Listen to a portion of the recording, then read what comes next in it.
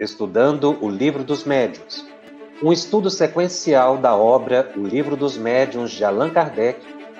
Essa é a nossa forma de transmitir esperança, conhecimento e alegria.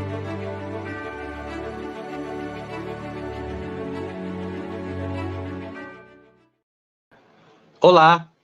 É com grande satisfação que nós iniciamos mais um programa aqui pela FEB TV, estudando o Livro dos Médiuns, a segunda obra publicada por Allan Kardec. Nós estamos hoje no programa de número 91 e o tema é obsessão, que está no capítulo 23 da segunda parte de O Livro dos Médiuns. Como essa temática ela é bastante complexa, tem várias nuances para serem observadas num programa, num estudo continuado, como nós estamos fazendo, este é o programa de número 5 e nós não encerraremos o tema hoje, mas avançaremos na compreensão da raiz da obsessão. Como a obsessão surge? Quais as suas espécies? É fundamental entender os fundamentos da obsessão, o que leva à obsessão, quais são as espécies perceptíveis da obsessão. Eu digo perceptíveis porque Kardec afirma que a palavra obsessão é um termo genérico que designa esse fenômeno de domínio de uma mente sobre outra mente, um domínio hipnótico, indutivo, que varia de pessoa a pessoa, portanto, em graus infinitos. Não existem duas obsessões iguais. Então é importante entender as origens, a matriz ou a causa que permite esse acesso obsessivo e as suas espécies, para que a gente possa compreender como debelar esse problema, levar o indivíduo à cura e que não ocorram recidivas obsessivas, como é muito comum. Os trabalhadores de reunião mediúnica em centros espíritas necessitam estudar com muito cuidado esse tema. E essa percepção da necessidade do estudo pelos grupos mediúnicos já foi feita por Ivone do Amaral Pereira quando ela chega a criar uma ideia, né, uma sugestão de que houvesse uma especialização do trabalhador da mediunidade para a desobsessão e estudar o tema obsessão, para que, aprofundando, pudesse ajudar melhor as pessoas, como um profissional da área médica especialista, não é? Nas diversas partes do organismo, do corpo humano. Eu achei interessante essa ideia que ela traz, porque realmente é um tema muito complexo. E é exatamente por aí que chega a maior parte das pessoas que vão buscar ajuda no centro espírita. E o centro espírita, hoje, em termos de atuação direta com a espiritualidade, é a que tem condições de melhor auxiliar as pessoas, porque compreende e admite a manifestação mediúnica, a reencarnação. Não que outras religiões não possam curar pessoas com obsessão, curam, obviamente. Todas as religiões, quando pregam o bem, estão solucionando problemas obsessivos. O Espiritismo faz um estudo técnico. A diferença está aí. E nesse estudo técnico, que na visão de Ivone poderia ser uma especialização, não é? tem-se condições de ajudar as pessoas de forma mais efetiva. E embora a gente não tenha uma especialização, não é, acadêmica no assunto obsessão, mas veja bem, é muito comum nós falarmos reunião de desobsessão para se referir à reunião mediúnica. Ora, quando a gente afirma que a reunião é de desobsessão, nós estamos criando uma especialidade.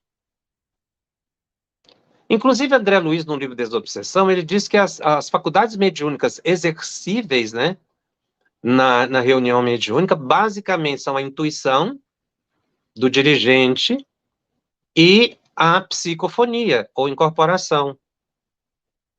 Embora seja admissível a psicografia também, sem nenhum senão. Mas não deixa de ser uma especialização. E André Luiz também vai nessa linha de pensamento no próprio livro Desobsessão, quando ele estimula a organização de trabalhos e intitula o livro Desobsessão, que acabou a palavra pegando, né, ficando muito aceita no movimento espírita, quando na verdade a reunião é mediúnica na visão de Kardec e não reunião de desobsessão. A desobsessão já seria então essa visão mais especializada da reunião mediúnica. Ou pelo menos uma parte dela, porque na chamada reunião de desobsessão não manifestam apenas obsessores, manifestam espíritos doentes de várias naturezas, espíritos que não sabem que desencarnaram, espíritos revoltados, espíritos sofredores, espíritos bons, espíritos luminosos, manifestam suicidas. Enfim, é uma reunião mediúnica. Mas é importante que o trabalhador da mediunidade tenha essa visão mais dilatada do que é a obsessão. E hoje eu vou tratar do item 241 de O Livro dos Médiuns, que talvez seja, dentro dos temas da obsessão, dos mais polêmicos. E é um texto curto, é um item curto, mas que dá desdobramentos bastante amplos, como nós procuraremos atentar. Allan Kardec diz o seguinte: dava-se antigamente o nome de possessão ao domínio exercido pelos espíritos maus, quando a influência deles ia até a aberração das faculdades da vítima. A possessão seria, para nós, sinônimo de subjugação. Deixamos de adotar esse termo por dois motivos. Primeiro, porque implica a crença de seres criados para o mal e perpetuamente devotados ao mal, ao passo que não há seres, por mais imperfeitos que sejam, que não possam melhorar-se. Segundo, porque implica igualmente a ideia do apoderamento de um corpo por um espírito estranho, de uma espécie de coabitação, quando, na verdade, só existe constrangimento. A palavra subjugação exprime perfeitamente a ideia. Assim, para nós, não há processos, não há possessos no sentido vulgar do termo. Há somente obsidiados, subjugados e fascinados. Esse é o texto. E há uma grande polêmica: existe ou não a possessão? Porque o próprio Allan Kardec, na Gênese, toma um posicionamento diferente e considera a existência da possessão. E aí surge um problema interpretativo muito delicado. Num livro, ele diz que não há possessos. Na Gênese, ele diz que há possessos. Ele muda realmente de opinião, ele diz isso. Ora, um autor como Kardec, que é um cientista, É óbvio que na pesquisa, cientistas, com a evolução da pesquisa, mudem as suas ideias originais, sem que elas sejam errôneas, mas pelo processo evolutivo da pesquisa em si. Por que nós colocamos assim? Não é apenas para justificar o posicionamento de Kardec. É porque, na verdade, nós não podemos, num processo interpretativo da obra, como estamos fazendo, verificar ou identificar conflitos internos na própria obra. Ou seja, o processo interpretativo não permite que se veja conflito dentro da ideia de um pesquisador. O pesquisador pode evoluir o pensamento e abandonar aquele pensamento original. Ou considerá-lo básico, sem descartá-lo. E evoluir para outros aspectos que não tinha percebido. Portanto, não há conflito na obra de Allan Kardec, embora ele tenha dito que passava a considerar a possessão. Por que nós colocamos isso? O tema possessão, na verdade, começa a ser estudado por Allan Kardec em 1857 com a publicação de O Livro dos Espíritos. No Livro dos Espíritos, ele pergunta na questão 473 o seguinte: um espírito pode tomar momentaneamente o invólucro corpóreo de uma pessoa viva, isto é, introduzir-se num corpo animado e agir no lugar do espírito que nele se encontra encarnado? Essa pergunta deriva da ideia do demônio que possuía o corpo das pessoas, da possessão demoníaca, que inclusive foi alimentada pela cultura popular, né, séculos e séculos, com a ideia de um demônio, um espírito criado e voltado para o mal permanentemente, que se apoderava do corpo das pessoas e passava a habitar esse corpo, como que afastando a alma. Isso que Kardec está perguntando. E aí, a falange do Espírito de Verdade responde o seguinte: o espírito não entra num corpo como entras numa casa. Identifica-se com o espírito encarnado, sintoniza-se, cujos defeitos e qualidades sejam os mesmos que os seus, a fim de agirem conjuntamente.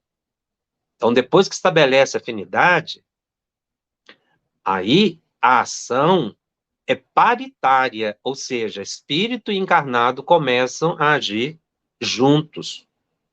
Mas porque o encarnado foi atraído o desencarnado foi atraído pelo encarnado. Continuando. Mas é sempre o espírito encarnado quem atua, conforme queira, sobre a matéria de que se acha revestido. Um espírito não pode substituir-se ao que está encarnado, pois este terá que permanecer ligado ao seu corpo até o termo fixado para sua existência material, ou seja, até a desencarnação. 474. Se não há possessão propriamente dita, pergunta Kardec, isto é, coabitação de dois espíritos no mesmo corpo, pode a alma ficar na dependência de outro espírito, de modo a ser por ele subjugada ou obsidiada, a ponto de sua vontade vir a achar-se, de certo modo, paralisada? Ou seja, ele queria saber se um espírito poderia criar um domínio que chegasse ao ponto de anular a vontade do indivíduo, conduzindo-o. Veja que a questão aqui que Kardec percebe é que não há possibilidade de uma coabitação, mas uma alma pode ficar dependendo da outra, e a resposta é positiva, sim. E esses são os verdadeiros possessos. Mas é preciso que saibais que essa dominação jamais se dá sem a participação de quem a sofre, quer por sua fraqueza, quer por desejá-la. Muitas vezes se tem tomado por possessos alguns epiléticos ou loucos, que mais necessitavam de médicos do que de exorcismo. Ele usa a palavra louco porque era a terminologia médica da época, hoje fala-se transtornos mentais. Interessante ele dizer aqui que existem casos de dominação psíquica que é desejável e passa a haver um aproveitamento mútuo dessa ligação mental com o obsessor. Fechando a ideia de O Livro dos Espíritos, na sua acepção vulgar, a palavra possesso pressupõe a existência de demônio, isto é, de uma categoria de seres de natureza má, e a coabitação de um desses seres com a alma de um indivíduo no seu corpo. Continua Kardec.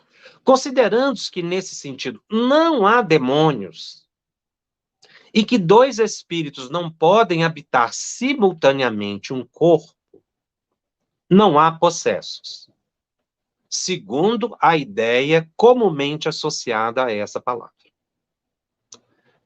Pela palavra possesso, deve-se entender apenas a dependência absoluta, em que uma alma pode achar-se com relação a espíritos imperfeitos que a subjuguem. Então, aqui ele não desconsidera a possibilidade do uso da palavra possessão. A gente só não pode entender como coabitação. Aliás, nós já estudamos que um espírito encarnado, ele não está preso ao corpo. Ele está ligado ao corpo. Nós não estamos dentro do corpo como se estivéssemos dentro de uma caixa.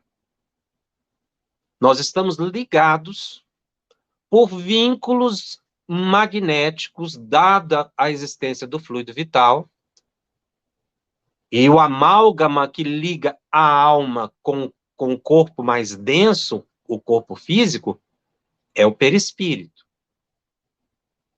Nós temos que pensar corpo físico em termos atômicos,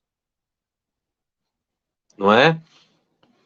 Ou subatômicos, para que a gente possa imaginar um campo eletromagnético e não apenas essa massa densa palpável. Ocorre que, veja, em 1857, os espíritos vêm dizer a Kardec que não existe a possessão no sentido vulgar, mas que há a possibilidade de um domínio tão grave que anule a vontade da pessoa. Em 1861, com a publicação de O Livro dos Médiuns, Kardec firma a posição de que existe, sim, subjugado, não existe possesso. Ele abandona a palavra possesso para tirar essa mística da palavra derivada da compreensão popular que se tinha até então da possessão demoníaca. Ele quer desconstruir essa ideia, porque é uma doutrina nova. Ele não queria se apegar a expressões que já estavam consagradas num certo sentido. Por isso ele abandona a palavra possessão e prefere usar a palavra subjugação, que significa jugo, domínio. Alguém que está sob o domínio de outra pessoa. Então ele estava construindo uma outra ideia, abandonando a raiz originária da palavra possessão. Mas ele coloca que existiam graus de subjugação muito graves. Por isso é que ele diz, para nós não há possessão, há subjugação. O item 400, desculpe, é o item 241 de O Livro dos Médiuns, foi o que eu li primeiro. Ele já havia sido publicado antes, na Revista Espírita. Antes da publicação de O Livro dos Médiuns, Kardec já havia publicado esse trecho, ipsis literis. Então, essa ideia que ele já tinha, o posicionamento ele já tinha divulgado na Revista Espírita, e depois ele só reproduziu no Livro dos Médiuns. Ocorre que a pesquisa de Kardec continuou. E em 1862, ou seja, depois da publicação de O Livro dos Médiuns, ele se depara com um problema muito grave, que foi uma epidemia obsessiva que aconteceu numa cidade chamada Morzine, que é uma comuna nos Alpes franceses, situada no departamento da Alta Saboia. Morzine é um município, para usar uma expressão aqui do Brasil, não é? É uma comuna localizada nos Alpes franceses. Kardec chega a visitar Morzine, houve uma obsessão generalizada. E ele publica em abril,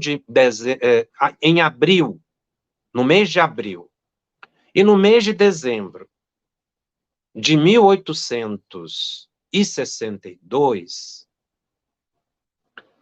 portanto, depois do Livro dos Médiuns, artigos relacionados a esse processo obsessivo coletivo que houve em Morzine. E ele intitula Estudos sobre os Possessos de Morzine. Ele passa a usar a palavra, até porque a palavra estava popularizada na região assim, porque as pessoas pensavam que estava acontecendo ali possessões demoníacas.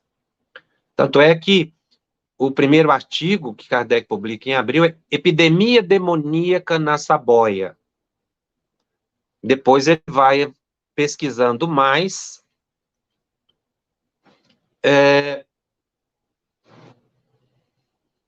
Kardec visita Morzine em 1862. E falando sobre a questão da obsessão,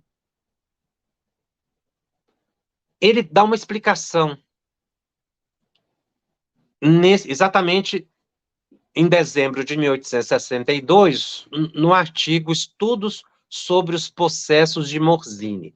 Kardec diz o seguinte: quando um espírito quer agir sobre uma pessoa, dela se aproxima e a envolve, por assim dizer, com seu perispírito como um manto. Os fluidos se interpenetram, os dois pensamentos e as duas vontades se confundem, e então o espírito pode servir-se daquele corpo como se fora seu próprio, fazê-lo agir à sua vontade, falar, escrever, desenhar. Tais são os médiuns. Ou seja, na manifestação mediúnica, existe uma interpenetração perispiritual e uma ligação psíquica bastante intensa. Pensamentos e vontades se confundem. E aí, ainda nesse artigo, em 1862, quando ele está estudando as possessões de Morzine, ele diz o seguinte: se um espírito for bom, essa ligação que nós acabamos de ler será suave e benéfica e fará só coisas boas. Se for mal, fará maldades. Se for perverso e mau, ele o constrange. O espírito imobiliza o encarnado como numa camisa de força, paralisa a vontade do encarnado. E o domina, o abafa com seus fluidos, como se o fogo como se apaga um fogo sob um lençol d'água. seja, o envolvimento fluídico é intenso sobre a pessoa. E aí, ele passa a considerar que essa é a causa da obsessão, da fascinação e da subjugação, que se apresentam em diversos graus de intensidade. O paroxismo da subjugação é vulgarmente chamado possessão. Ele começa aqui a cogitar do uso da palavra possessão. Paroxismo seria o ponto mais elevado, o grau de expressão mais elevada de um sentimento. Então, ele está querendo dizer que a subjugação, ela tem graus muito diversos. E o grau máximo, o ponto mais elevado da subjugação, é o que seria a possessão. Então, nós estamos falando não de uma espécie diferente em si, mas de um grau. E como buscava-se uma palavra para identificar os fenômenos na classificação, ele então passa a usar a palavra possessão para se referir à questão do domínio em grau máximo de subjugação. E é aí que acontece algo muito interessante. Ele começa a observar fenômenos que não era só aquela subjugação em que o indivíduo ficava com um domínio de um espírito, mas em graus mais leves. Ele começa a ver graus pesadíssimos, de uma intensidade de subjugação fantástica. E aí, em dezembro de 1893,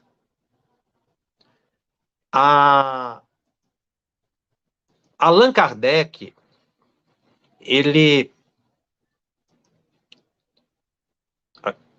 deixa eu confirmar aqui o ano, para que a gente não cometa o erro. Ele vai na Revista Espírita, mais adiante, em 1863, portanto, depois da publicação de O Livro dos Médiuns, ele diz o seguinte, textualmente: dissemos que não havia possessos, no sentido vulgar do termo, mas subjugados. Queremos reconsiderar esta asserção, posta de maneira um tanto absoluta, já que agora nos é demonstrado que pode haver verdadeira possessão. Isto é, substituição, embora parcial, de um espírito encarnado por um espírito errante. Eis um primeiro fato que o prova, apresentando o fenômeno em toda a sua simplicidade. E aí, num artigo intitulado Um Caso de Possessão, senhorita Júlia, ele descreve da seguinte forma: várias pessoas se achavam um dia na casa de uma senhora médium sonâmbula, a Júlia. De repente, esta assumiu atitudes francamente masculinas, mudou a voz e, dirigindo-se a um dos assistentes, exclamou: "Ó, meu caro amigo, como estou contente por te ver." Surpresos, perguntaram o que isso significa. E a médium, naquele estado, disse: como, meu caro, não me reconheces? Ah, é verdade. Estou coberto de lama. Sou Carlos Z. E diz o nome. Na verdade, ele desencarnou e o corpo foi encontrado na lama. E aí, quando, na manifestação, ele diz isso. O que chamou a atenção de Kardec foi que a médium sonâmbula modificou completamente a sua postura de sentar, de falar, mudou o tom de voz. Então ele viu que aqui havia uma manifestação de um espírito não necessariamente mal.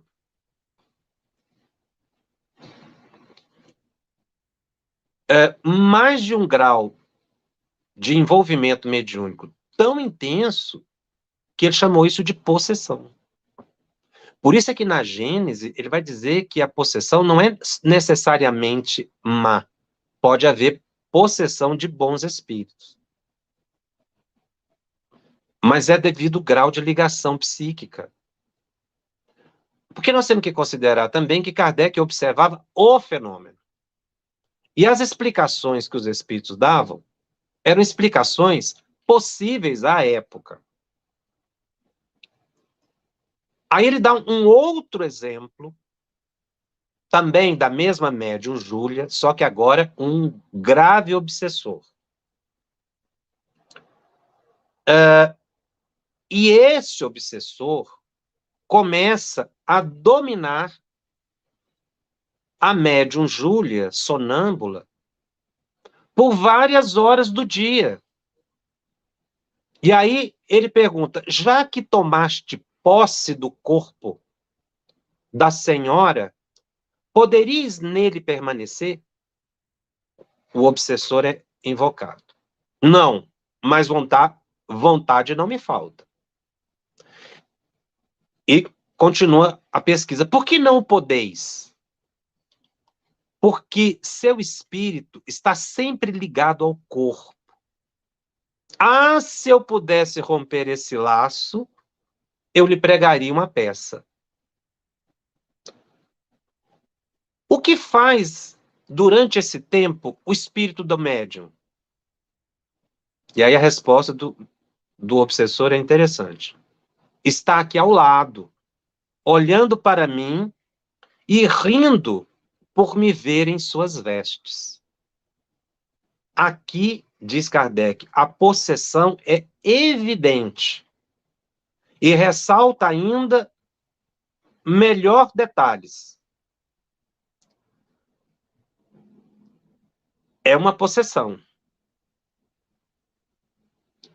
E o espírito, não é, do médium fica do lado, observando. A veste está se referindo ao corpo da pessoa. E ele vai citar obsessão, um processo obsessivo de um espírito que se apresenta como Fredegunda. Esse espírito dominava o médium de tal modo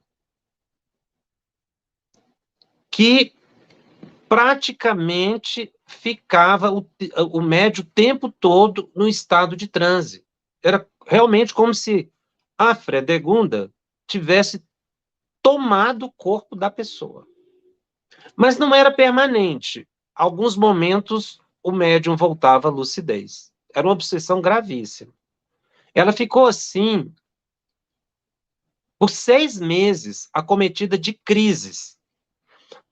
Kardec usa a palavra crise aqui para se referir a transe. Então, ela ficava nesse transe por 6 meses. E a médium ficava, portanto, muitas horas em estado sonambúlico, o que agravava imensamente a saúde da médium.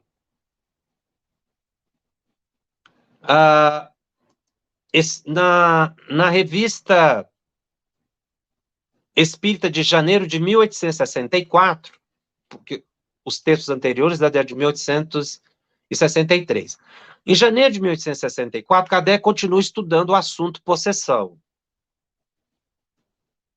E aí é que ele diz que, por causa desses 6 meses que essa sonâmbula ficou ligada ao obsessor, a saúde da médium ficou muito abalada. Lembra que no programa passado nós colocamos das consequências orgânicas e psíquicas das obsessões. Então, há uma perda acentuada de fluido vital, a médium estava muito enferma. Aí Kardec diz que eles fazem um acompanhamento com ela. O espírito acaba manifestando e dizendo que tinha uma vingança contra a médium de vida passada. Fredegunda foi uma rainha. E a médium tinha sido uma serviçal dela. As duas eram ligadas por várias encarnações. Segundo um levantamento que eu pude fazer, a Fredegunda, ela foi rainha em 568 e depois não reencarnou mais. Muitos séculos nessa condição e perseguindo essa serviçal dela, o que permitiu uma ligação psíquica muito profunda, porque a manifestação dela aqui foi em 1863. Então, desde o ano 568, quando ela foi rainha, e aí ela desencarnou logo depois, no século 500, né? Ela vinha, então, mantendo-se no mundo espiritual na condição de obsessora. A Júlia, né, que estava sofrendo esse processo obsessivo, acaba se recuperando. Mas não perdeu a faculdade sonambúlica. Isso me chamou muito a atenção aqui no texto de Kardec, porque ela se recupera da obsessão, mas mantém-se médium sonâmbula. E pôde, inclusive, trabalhar na condição de médium sonâmbula depois que se desligou desse processo obsessivo tão grave que ela sofreu. Na Sociedade Parisiense de Estudos Espíritas, eles receberam várias orientações, receberam explicações de Hahnemann, explicações de Erasto, desse caso muito grave de Júlia. E os espíritos, tanto Erasto como Hahnemann, eles consideram, sim, uma diferença entre obsessão e possessão. Eles usam a palavra possessão, exatamente para dizer desse domínio fluídico. E aí, Erasto dá uma orientação muito interessante que foi usado para solucionar o problema da Júlia, a médium. Erasto diz o seguinte, que era necessário, indispensável, diz Erasto, chamar em vosso auxílio o concurso de um espírito elevado para poder orientar aquela desobsessão. E ele sugere o cura d'Ars, ele usa a seguinte expressão, o santo de Vianney. Vianney era um sacerdote que, inclusive, acabou sendo canonizado pela Igreja Católica, era uma alma muito elevada. Erasto diz que só um espírito com grande força moral e fluídica poderia promover o reequilíbrio tanto da Fredegunda quanto da Júlia, pelos séculos que elas estavam em processo de obsessão. Então, o espírito, ele diz o seguinte, é necessário que se tenha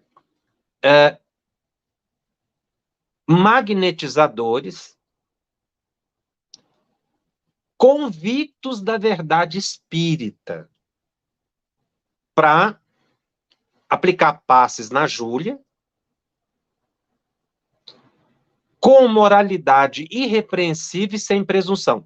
Ele diz isso porque tinha um magnetizador fazendo magnetização na Júlia, enquanto ela estava nesses meses de possessão. Mas ela não melhorava. E a Fredegunda, certa vez, disse algo que chamou muita atenção de Kardec. O espírito disse o seguinte: ele me dá força do corpo, mas não do espírito. Ou seja, o magnetizador, na hora, enquanto aplicava o magnetismo na Júlia, o espírito ficava mais fortalecido. O Erasto vem explicar que é porque esse magnetizador não fazia preces e era muito orgulhoso, ele nem espírita era. Nesse sentido, de entender a dinâmica do mecanismo da obsessão. Por isso é que ele disse que era necessário que tivesse um magnetizador com visão espírita, um aplicador de passe, como a gente diria hoje, que buscasse a ajuda dos espíritos superiores, porque somente os espíritos superiores poderiam resolver aquele caso. E o magnetizador, vaidoso, achava que ele iria resolver o problema. E ele estava complicando, porque aquela magnetização estava, como o espírito disse, dando até força para ele, porque ele se alimentava, não é, daqueles fluidos, em verdadeira vampirização, que André Luiz chamaria hoje. Por isso é que fazer magnetização sem fazer uma prece não soluciona o problema. O exercício no espiritismo é da faculdade de mediunidade de cura, e não de magnetismo, puramente. Porque magnetismo é da pessoa. A faculdade mediúnica de cura é o trabalho dos espíritos com médios. É isso que o Erasto fala, e foi isso que solucionou o problema da Júlia.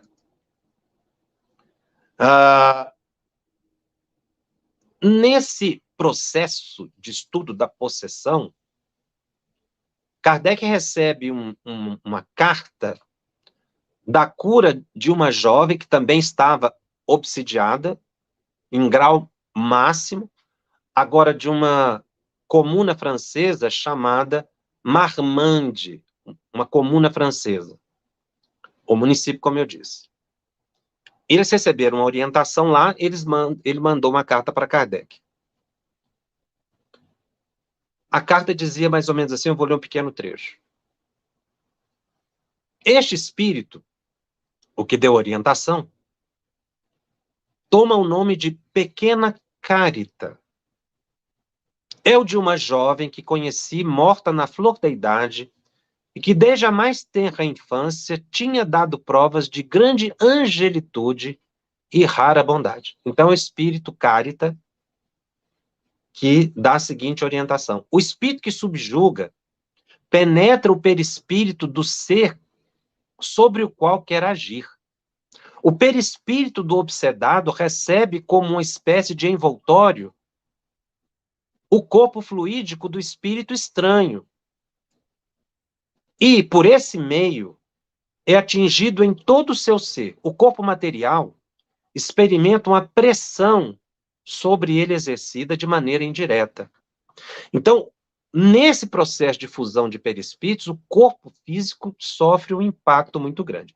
É aí que, na Gênese, como eu disse, publicado muito tempo depois, Kardec vai dizer, não é, que existe sim a possessão. Mas é interessante que ele não muda o livro dos médios. Por que ele não alterou a redação de O Livro dos Médios? Para colocar lá, incluir a possessão. Quando a gente estuda a Gênese, você vê que ele diz que há obsessão e possessão, ele avança na pesquisa, mas não muda o texto original, primeiro porque foi orientação dos espíritos.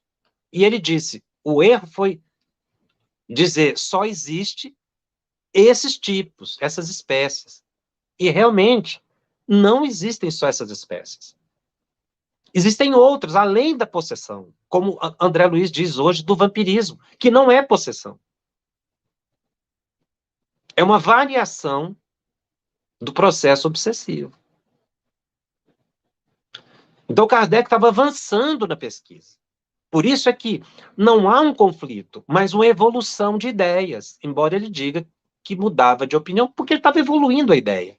É outra coisa. Ele não vai lá e muda o livro dos médios, porque a raiz da explicação original, a tese original de subjugação, se manteve. Então, nós vamos entender, se a gente pudesse fazer uma classificação, dentro do processo obsessivo e possessão, nós vamos verificar o seguinte: na obsessão simples, não existe o domínio da vontade. A obsessão é simples, a pessoa está preservada na vontade, embora percebendo o processo obsessivo. Já na subjugação, que se gradua em fascinação e a própria possessão, porque possessão não deixa de ser um modo de subjugação, mas num grau superlativo, que é o que ele disse na Revista Espírita. Um grau até então desconhecido.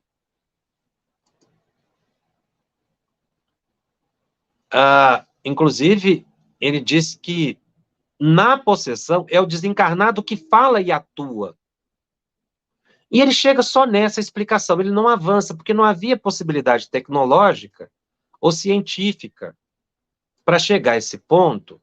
E nós vamos ver André Luiz, no capítulo 9 de o livro Nos Domínios da Mediunidade, intitulado Possessão. Portanto, André Luiz considera a possibilidade da possessão, mas aí agora ele entra em explicações que não foi possível serem dadas a Kardec à época. Porque ele entra aqui em aspectos desconhecidos da ciência na época. Ele narra o caso de um rapaz que chega num centro espírita para ser auxiliado, e o obsessor aproxima-se dele. Tem toda uma história que estou resumindo aqui. E, de repente, ele começa a ter crises convulsivas. O obsessor, o suposto obsessor, na verdade, era vítima do Pedro, não é? O encarnado, que era médium também, sonâmbulo, só que ele estava desequilibrado, ele não frequentava reunião mediúnica, ele estava doente. Mas eles estavam ligados há séculos também. E o espírito tinha sido vítima do Pedro. Ele se dizia vítima. E por isso que ele tinha tanto acesso sobre ele e fazia com que ele tivesse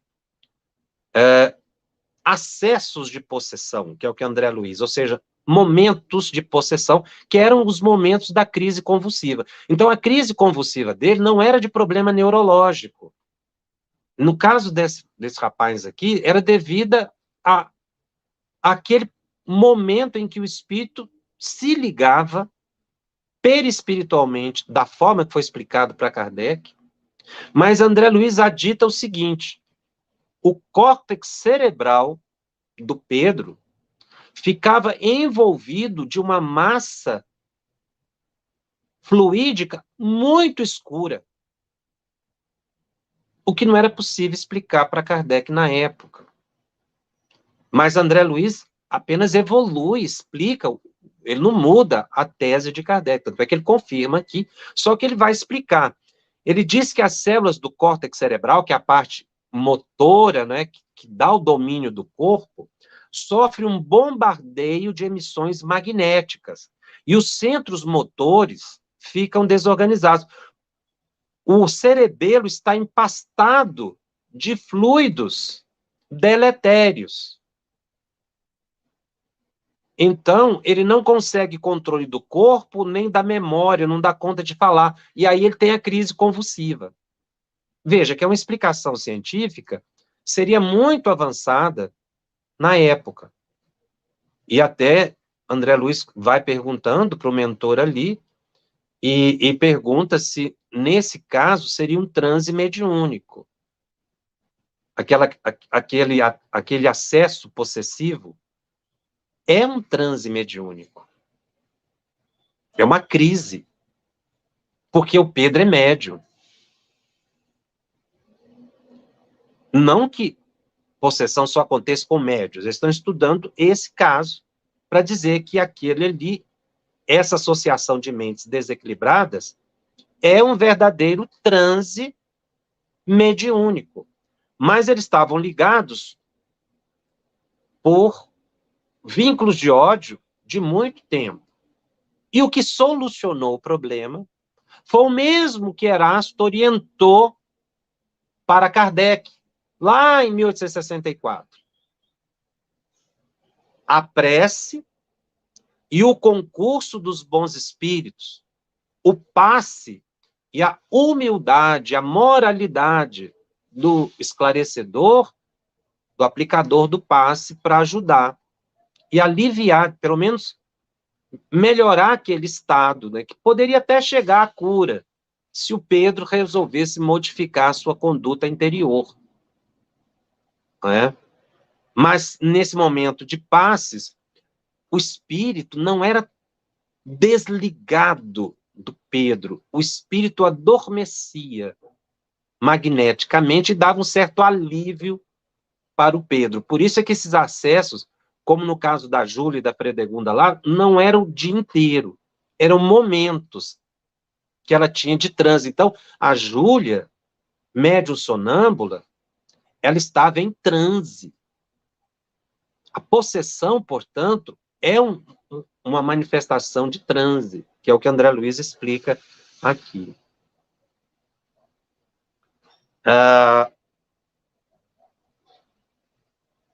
Inclusive, eles perguntam se ajudaria Pedro ele desenvolver a mediunidade, que é uma pergunta muito comum que acontece em centro espírita. Nós podemos levar a pessoa para desenvolver a mediunidade? E André Luiz diz que não resolveria o problema, porque a questão é de modificação moral do Pedro, e não de exercício de faculdade mediúnica. Isso, inclusive, poderia piorar o estado, porque uma mente desequilibrada que desenvolve a mediunidade, ela acaba ficando mais perturbada, porque ela já não tem domínio da mente. Se ela não tem domínio, não tem como ela desenvolver a mediunidade. E aí a orientação do Evangelho. Inclusive, Aulus diz aqui, André Luiz, que era necessário ler o Evangelho, porque os pensamentos estão interconectados. Tudo que Pedro lê, o espírito ligado a ele também percebia. E o Evangelho, a leitura do Evangelho diário, auxiliaria os dois, porque há um fluxo e refluxo de pensamentos. E é aí que há a percepção do espírito com o estudo do Evangelho. Então, nos problemas de obsessão, não se resolve propriamente com a preocupação de afastar o espírito, mas da transformação moral do encarnado e a leitura do Evangelho que vai atingir o desencarnado psiquicamente. André Luiz vai dizer em outro capítulo, no capítulo seguinte, chamado Sonambulismo Torturado, uma coisa muito interessante, que é dentro daquela ideia dos perispíritos, que o espírito Cáritas explica lá na Revista Espírita. André Luiz diz que quando observava uma outra manifestação possessiva, ele tinha a impressão de que eram duas almas num só corpo. Assim como duas plantas distintas que se desenvolveram num vaso. Em outros casos, ele vai dizer que há uma enxertia psíquica. Então, aquela ideia original de que um espírito pode, num caso grave de possessão, estar tão ligado que passa a dominar gestos e falas, é decorrente dessa ligação perispiritual. Mas não há uma coabitação, há uma ligação perispiritual profunda. E o André Luiz cria essa imagem de duas plantas no vaso. Eles não estão morando no mesmo corpo. Eles estão ligados perispiritualmente ao mesmo corpo. Alguns autores consideram exatamente que a possessão, na verdade, é um grau superlativo de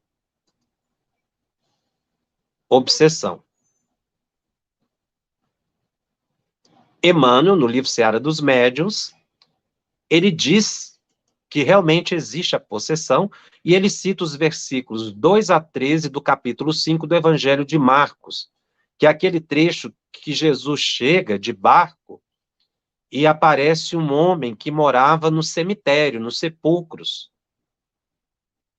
E muitas vezes ele era preso em correntes, mas ele morava ali. E quando ele viu Jesus, ele correu para junto de Jesus. E plenamente incorporado ali, né, naquele estado de possessão, porque Emmanuel disse que era possessão, o Espírito diz para Jesus o seguinte: que tenho contigo, Jesus, Deus, Filho do Altíssimo? Ele reconheceu Jesus. E é aí que Jesus pergunta: qual é teu nome? E o Espírito volta e diz: Legião é meu nome, porque somos muitos. E aí Jesus determina que o Espírito se afastasse e o homem fica curado. A doutora Marlene Nobre, e no programa passado, eu quero pedir desculpa, o livro da doutora Marlene Nobre é Obsessão e Suas Máscaras, e não as faces da obsessão. Eu cometi esse lapso e corrijo aqui agora, que é inclusive um livro que eu sugiro, A Obsessão e Suas Máscaras. Então, Emmanuel considera a palavra possessão como um grau superlativo de subjugação, e doutora Marlene, também no livro Obsessão e Suas Máscaras, ela considera que existe sim possessão como um grau muito avançado de obsessão. Então, seria uma palavra para designar casos gravíssimos de subjugação. Por isso, separa-se a obsessão e possessão. Na verdade, a gente quase não usa a palavra possessão, não é? A gente, inclusive, a polêmica é exatamente essa. A Kardec mudou de opinião, Kardec evoluiu a opinião. Ele diz que aquela ideia original, o erro está em que ele, ao dizer que era somente aquelas espécies. Então, ele não desconsiderou aquelas espécies. Ele avançou, ele criou um plus. É diferente. Então, Kardec não mudou de ideia. Kardec evoluiu a ideia. Existe obsessão e existe graus tão graves que podem ser chamados de possessão. Como não tinha outra palavra, e veja, André Luiz usa essa palavra, Emmanuel usa essa palavra, pesquisadora Marlene Nobre usa essa palavra, possessão. Mas, na verdade, quando você estuda o fenômeno, que é esse domínio do córtex cerebral que André Luiz fala, você vê que realmente o problema é de domínio de uma alma sobre a outra. Mesmo quando André Luiz descreve duas plantas no mesmo vaso, ele fala que há uma enxertia psíquica, o que está acontecendo ali é um caso gravíssimo de subjugação. Então, a possessão é uma variação da subjugação. Por isso, provavelmente, é que Kardec não muda o Livro dos Médiuns. Como eu disse, ali está a base. E como Kardec coloca, não existem só aquelas espécies, existem outras. Como eu disse, e eu vou falar no próximo programa, o vampirismo, pensamentos sonorizados, além da possessão. Mas a palavra possessão, muitas vezes, é pouco usada, até porque, às vezes, não se vê muito esse fenômeno. Agora, em relação ao que Kardec fala da possessão positiva, nós vamos ver um caso narrado por André Luiz. Eu gostaria de citar também que o espírito Manuel Filomeno de Miranda também admite, usa a palavra possessão no livro Nos Bastidores da Obsessão. Tá? E Grilhões da Obsessão, ele também, Manuel Filomeno de Miranda, explica esse grau máximo de subjugação, que é a possessão. Agora, Kardec fala de uma possessão positiva, e há um caso de André Luiz que leva bem a esse entendimento, que é a manifestação da médium Celina. Está no capítulo 8 do livro Nos Domínios da Mediunidade. Celina, diz André Luiz, é sonâmbula perfeita. É a mesma faculdade mediúnica da Júlia, que era uma sonâmbula perfeita também. Só que a Júlia era desequilibrada, estava ligada ao inimigo. A Celina é uma médium que trabalha na reunião mediúnica. Mas olha como André Luiz descreve a manifestação mediúnica da Celina. Era uma psicofonia sonambúlica, e ele diz que o espírito ali tinha um domínio muito grande sobre o campo sensorial da Celina, inclusive dominava os centros motores da vida cerebral, porque a Celina tinha uma passividade extrema, dada a sua evolução. Ela se afasta muito do corpo e o espírito tem um acesso direto à corrente nervosa do cérebro da Celina. É bem o caso da possessão, só que, na verdade, é um fenômeno de psicofonia, que André Luiz chama de psicofonia sonambúlica, para não dizer possessão positiva. Mas é o fenômeno em que o espírito domina os centros motores. Se a possessão é domínio dos centros motores do médium, que anula a vontade dele, domina a fala, muda a postura, a Celina também. Havia uma mudança de fala, uma mudança de postura. André Luiz descreve esse fenômeno, só que ele não chama de possessão, porque a palavra possessão é usada para um grau de perturbação. Aqui André Luiz chama de psicofonia sonambúlica. Então, Kardec também estava correto na Gênese ao dizer que existem possessões, porque ele não tinha como usar essa palavra, psicofonia sonambúlica, exatamente porque dependia de uma explicação de que o domínio era nos centros motores. É por isso que ele observava lá na Júlia que ela mudava a voz, mudava a posição, o jeito de falar, o corpo parecia um corpo de homem, em alguns casos, e a Fredegunda tinha um domínio muito grande sobre ela. É por causa do domínio da corrente nervosa, a ligação é no cérebro.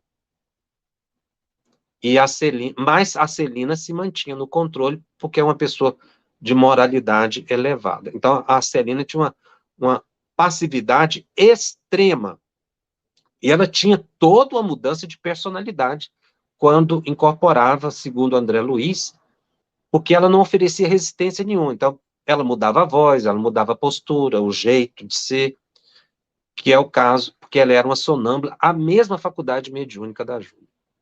É importante fazer essa análise para a gente entender o que é a possessão, a evolução do pensamento de Allan Kardec, e que os espíritos superiores confirmam realmente que há casos muito graves de subjugação em que se anula a vontade do indivíduo por causa desse domínio dos centros motores do cérebro do indivíduo devido a ligações perturbadoras de séculos, às vezes.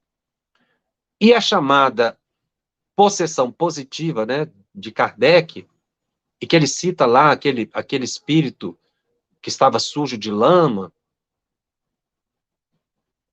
porque ali não era um obsessor, era um espírito desencarnado, que nem às vezes sabia que estava desencarnado, ali não era um obsessor, mas Kardec chama aquele fenômeno de possessão, o que André Luiz chama hoje de psicofonia sonambúlica. No caso, ele dá o exemplo, como eu disse aqui, da Celina, que não oferecia resistência nenhuma. Então veja que André Luiz também não muda o pensamento de Allan Kardec. Há uma ligação muito grande da explicação de André Luiz com a de Allan Kardec. O que André Luiz faz aqui é a explicação dos espíritos. E realmente, só os espíritos podem explicar esses fenômenos, o que acontece no cérebro da pessoa. Kardec observava de fora a mudança corporal. André Luiz explica o que acontece com o perispírito e com o corpo, que é o domínio dos centros motores e a profunda ligação perispiritual e mental, o que ele chama de enxertia, de planta, né? Enxerto de planta, uma planta ligada à outra, que se desenvolve a partir de outra. Ele usa essa expressão, enxertia psíquica. É o tema possessão, que realmente é um tema muito interessante, um grau superlativo de subjugação, e que realmente pode levar a pessoa ao suicídio, a transtornos mentais gravíssimos, mas é possível a cura, como aconteceu com Júlia, que se curou, pela prece, pelo passe, pela assistência dos bons espíritos, e André Luiz disse que no caso do Pedro também era possível a cura, se ele se transformasse moralmente. Bom, eu avancei no tempo, estourei o tempo hoje, peço desculpas aí à equipe da FEB TV, não teremos tempo para fazer as perguntas, mas na semana que vem eu vou continuar falando de obsessão, mas outras espécies de obsessão. Semana que vem eu vou falar de vampirismo, tá? Que também é um tema muito importante que precisa ser esclarecido. O que acontece no vampirismo, como a gente viu aqui agora, na possessão, que é o domínio psíquico, e é uma variação da subjugação. Eu te aguardo a semana que vem, lembrando sempre que os nossos programas, eles ficam gravados e disponíveis também em podcast no canal da FEB, no Spotify e nas demais plataformas de áudio streaming. Os nossos encontros semanais, eles ficam gravados e disponíveis gratuitamente. Divulgue, compartilhe esses programas para a gente agregar mais conhecimento e as pessoas trazer também as colaborações para os nossos estudos. E se você quer saber da programação da FEB TV e fazer perguntas, você adentre lá, acesse o Telegram, @FebTV _médiuns. E todos os programas gravados, esse foi o programa de número 91, estão no sítio febtv.com.br/médiuns. Lembrando também que a FEB tem 3 oportunidades de estudo das obras básicas. Livro dos Espíritos, estude. Estudando o Livro dos Espíritos, segunda-feira, 20 horas, hora de Brasília. Terça-feira, estudando o Livro dos Médiuns, ao vivo aqui comigo, 20 horas, hora de Brasília. E quinta-feira, estudando o Evangelho segundo o Espiritismo, 21h30, hora de Brasília. Finalmente, convidando você a ser padrinho e madrinha da FEB TV, colaborando para que a FEB TV possa continuar veiculando os temas que nos conduzem à alta espiritualidade e à melhor compreensão da vida interexistencial que todos nós temos. Eu te aguardo semana que vem. Até lá. Estudando o Livro dos Médiuns, um estudo sequencial da obra O Livro dos Médiuns de Allan Kardec. Essa é a nossa forma de transmitir esperança, conhecimento e alegria.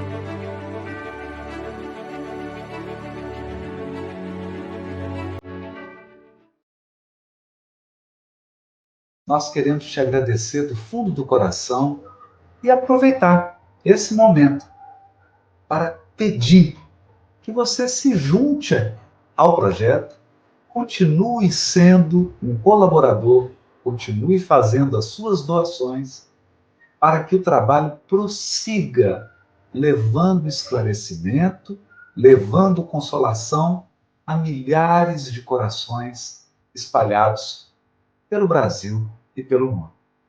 Gratidão e esperança na continuidade da sua doação.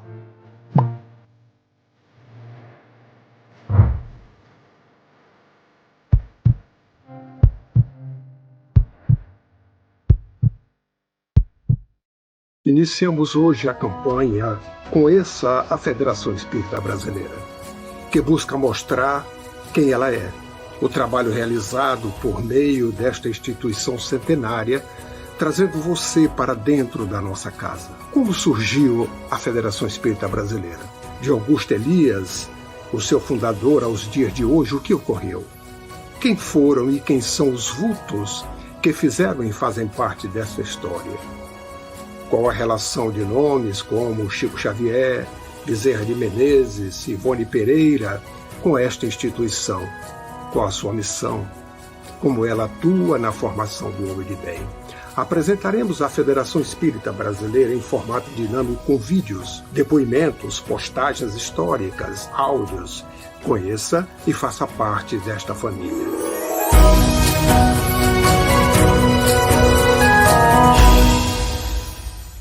A Federação Espírita Brasileira lança o portal FEB Podcast, com conteúdos em áudio que objetivam esclarecer e consolar corações para uma postura de vida com fé, harmonia e esperança.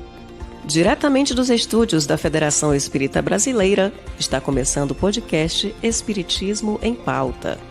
Você está ouvindo o podcast Estudando o Livro dos Espíritos. Olá, eu sou o Thiago Toledo e você está ouvindo o podcast do Cidadão do Universo. Você está ouvindo o podcast do Entre Dois Mundos. Você está ouvindo o podcast do Gostinho de Leitura. Estudando o Livro dos Médiuns. Olá, eu sou a Marina Miranda e você está ouvindo o podcast Minha Nada Mole Encarnação. Essa é a nossa forma de transmitir esperança, conhecimento e alegria. Eu quero